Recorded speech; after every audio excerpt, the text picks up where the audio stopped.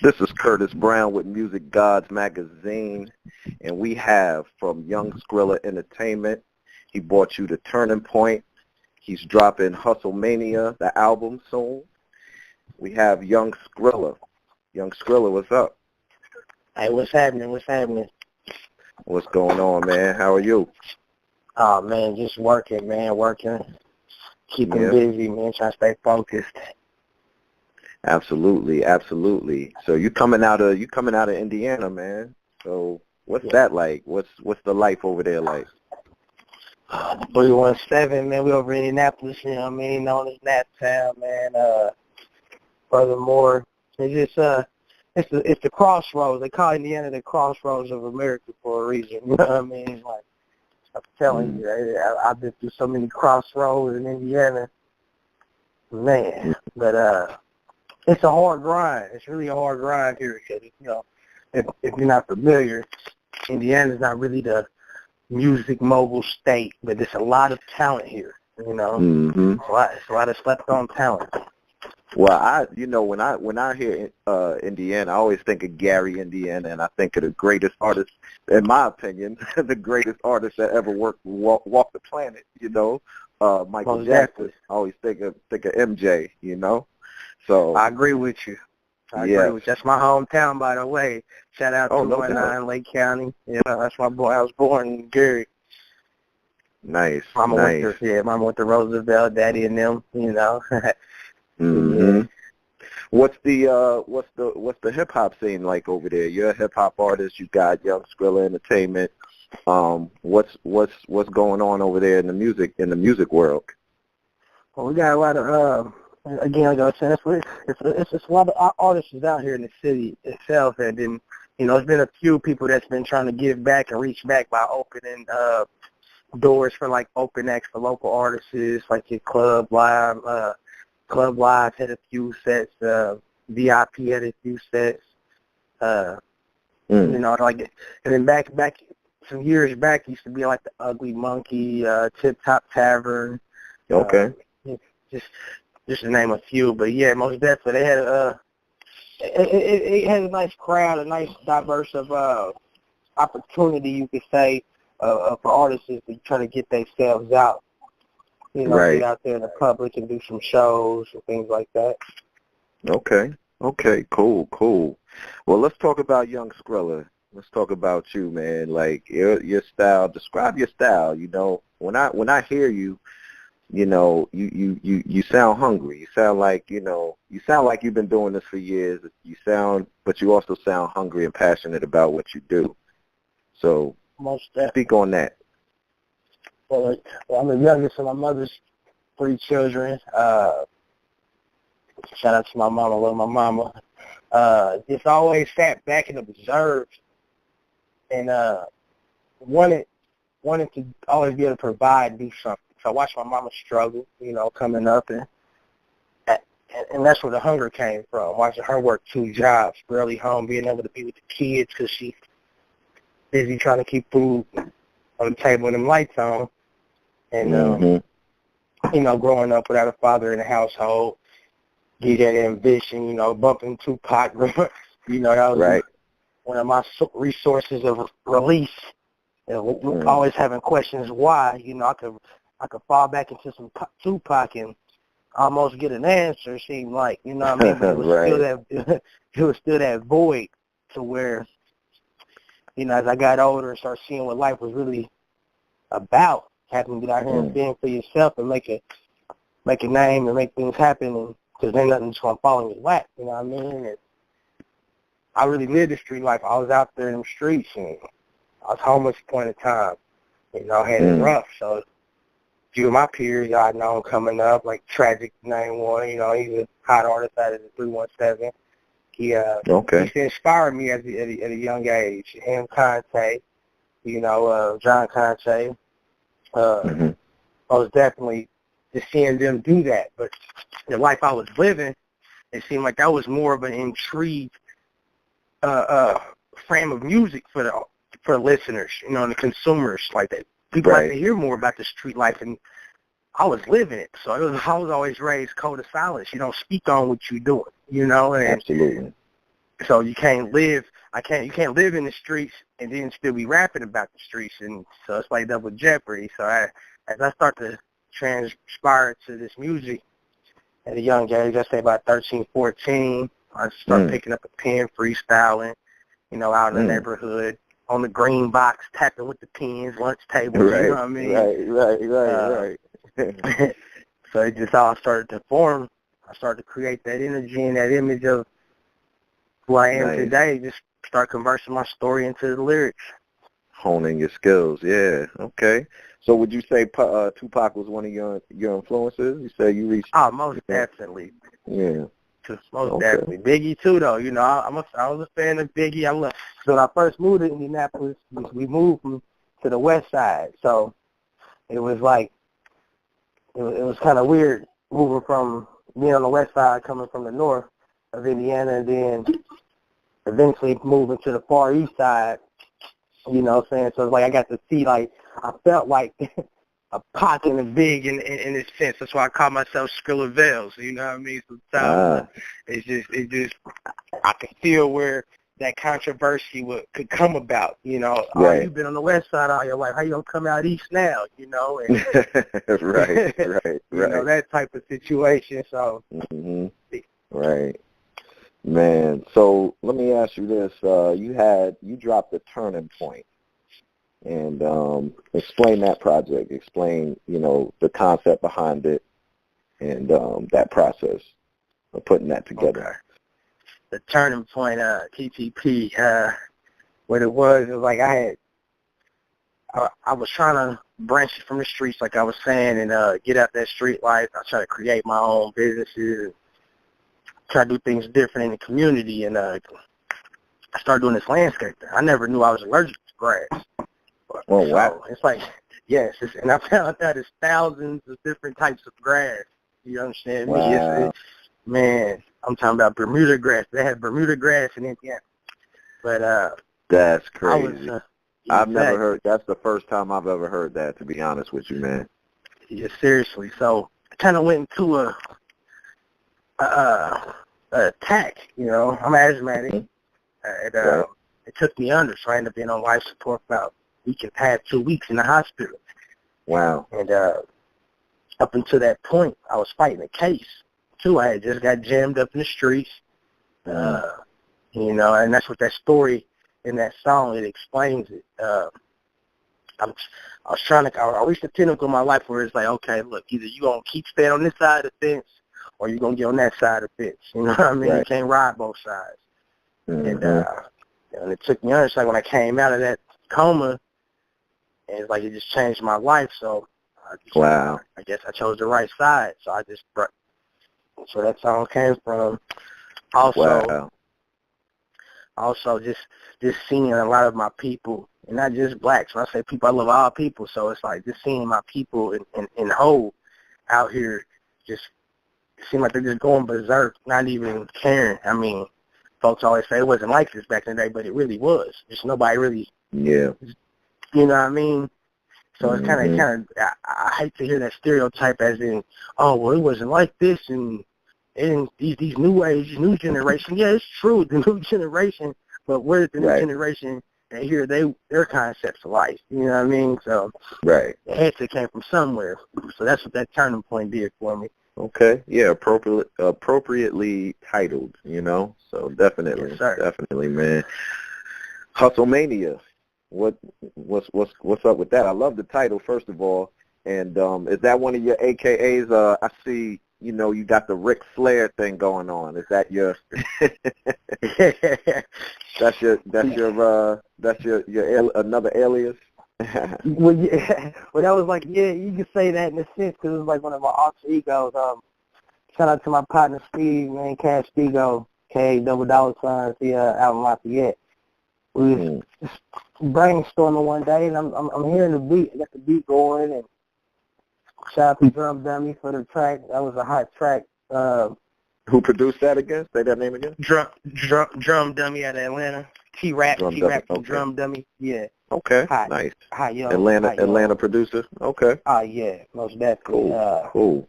Shout out to the A one time, but most definitely just that when the beat came on, it was just like it gave me that woo. I just felt it, you know what I mean? And start running with it. I'm an 80s baby, so I grew up on WrestleMania and all that. So, no doubt. And my older brother, you know, he had every action figure when it came to wrestlers, you know what I mean? I couldn't touch one of them, you know. Right. But I was a Jimmy Superfly Snooker, fan. You know, he jumping off the corner of the ring, and right. That was my guy right there. Like, I love Snooker. So yeah, Ric Flair. Yeah, I like the Ric Flair thing. I love the Hustlemania. That's a great concept, man. Hustlemania. Because everything like people like when you hear the word hustle, first thing 9 times out of 10 person gonna think is illegal. Oh, he's selling drugs or. Mm-hmm. And life's a gamble itself, so breathing is a hustle. you better take your rights carefully these days.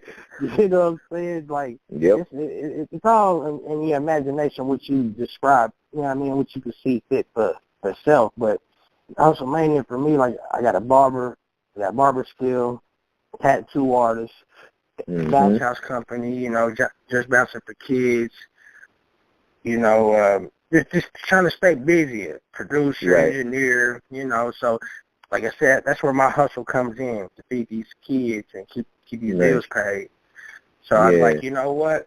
Like you said, I was coming with that Ric Flair, and it just kind of like transpired to the two. Like, might as well keep that energy going. I'm feeling the vibe from it. I'm loving the feedback from it. So, you know, I just figured I'd just run with that same wave and try to keep it going. If it ain't broke, don't fix it. I love it.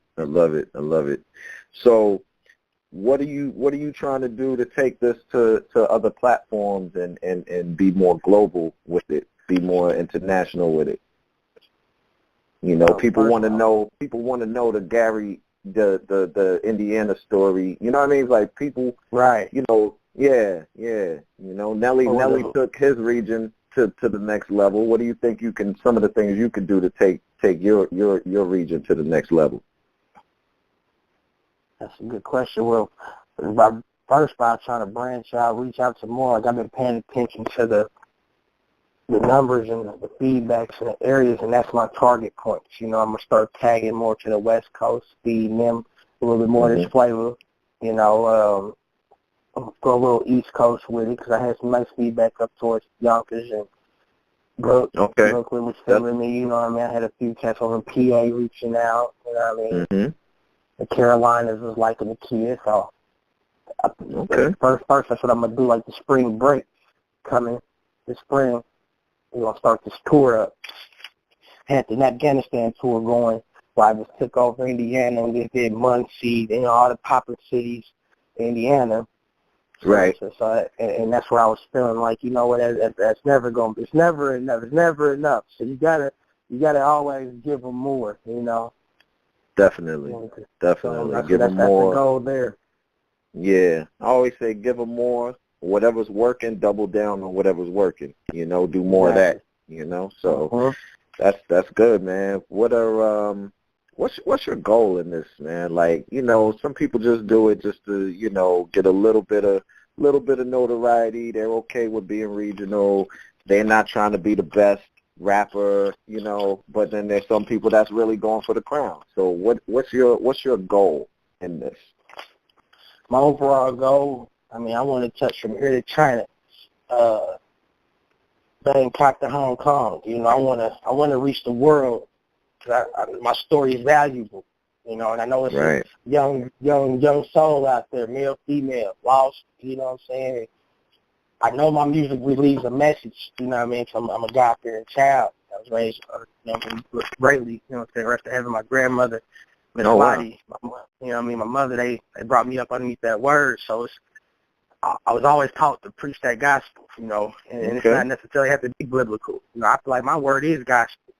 And Right. And my ultimate goal is just to be able to reach one, teach one, and feed mine with this, you know, because they are paying. They cutting checks, so why not? And then I refuse I'm not doing it for stardom or fame, but guarantee that bills got to be paid and these kids got to keep clothes on their backs.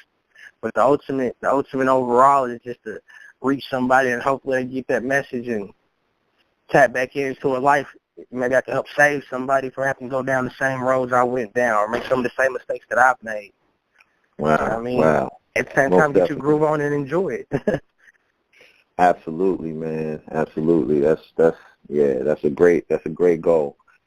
So, man, what are your plans like? I know you got the Hustlemania thing. You got anything else coming up that people should be looking out for? Yeah, I got a few singles. I'm about to drop a couple more videos.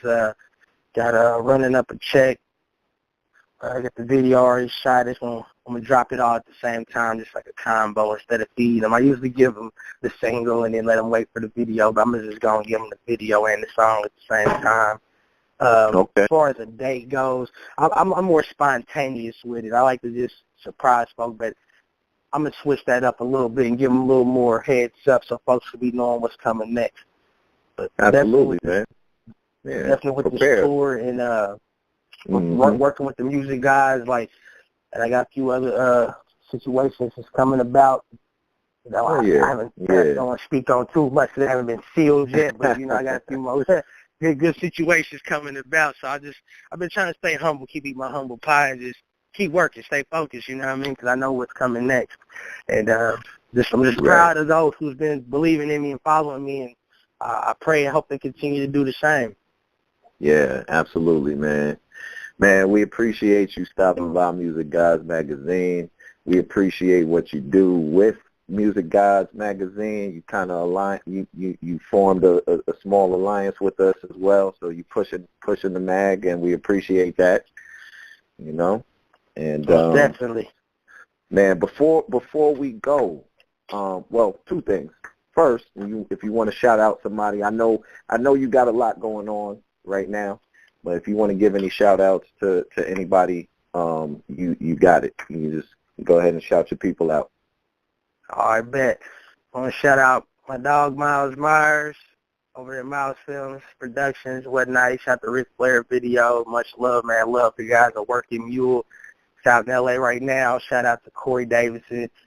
He shot the video to the single Like the Way, featuring GLP. Shout out to my partner GLP, Lasha Booty Gang. Shout out to my partner. I ain't rotated with in a minute, but I hope he's doing well. All the bells, he down there in Bloomington doing this thing, you know what I mean? Tragic out of 317. People like Little Scooty, Fetty, those who in the neighborhood giving back in 317, trying to make something happen for the youngsters. A lot of things ain't been working out for the most end of it, but it's been a lot of drama, but at the same time they trying, so I give a shout out to them on that end of it because that's what counts, to put that effort in it. No doubt. And any other humble artists out here that's just trying to get off the ground and get themselves going, just keep your head up, stay focused, and if this is what you want, you gotta own it. All right, man, so before we go, do you think we can get a quick 16 from you so people can know, the skills you possess? Let's hear a little something. 100 ain't a problem, man. I treat the rap game like the dope game. I'm on my street shit. 16, killing the city, whipping that remix. At 185, I was fucking the bench press. Try me if you want, I'm a fully loaded compressor. Love to find the things, need a fully loaded compressor. Smart lady with a fat ass, she ain't extra. Sexy, real recognized, real, so I'm ballin' weak niggas dropping dimes, so we all COS. Good stuff, man. Appreciate that. Appreciate that. Man, let everybody know where they can find you too, if they're looking for you online or whatever. Okay. Follow me on Instagram at Skrillzilla. That's SCRIZILLA. Instagram, Twitter, Young Scrilla, Facebook, Young Scrilla. Got the website coming soon. I was on got the other website jump. I had to shut that down, so I got the new website coming soon. Stay tuned for that. SoundCloud is Young Scrilla. Look for the baby on the money bag. Indiana. Yep. I like that logo too, by the way. I like that logo. That it kind of reminds me of the Bad Boy logo a little bit. Not saying, right. I mean, not a whole lot, not enough that I'm gonna be, people will be like, oh, that's the Bad Boy logo. Nah, it's unique, but yeah, I like that logo. That's a hot logo. For sure. Appreciate that. All right, man. Again, thank you for stopping by, man, and you know, good luck to you with everything, with the new projects and everything. I appreciate that, man. Stay up, man. Much love. Shout out to Music Guys, man. Number love. Absolutely. Appreciate you. Yo, it's yo, Scrilla at a YCNT. Shout out to the Music Gods, where they keep it 100. All right. Perfect. Appreciate you, man. All right, 100. I appreciate the opportunity, man, the platform. No doubt. No doubt. Alrighty. Let me stop this recorder. Hold on one second. Okay.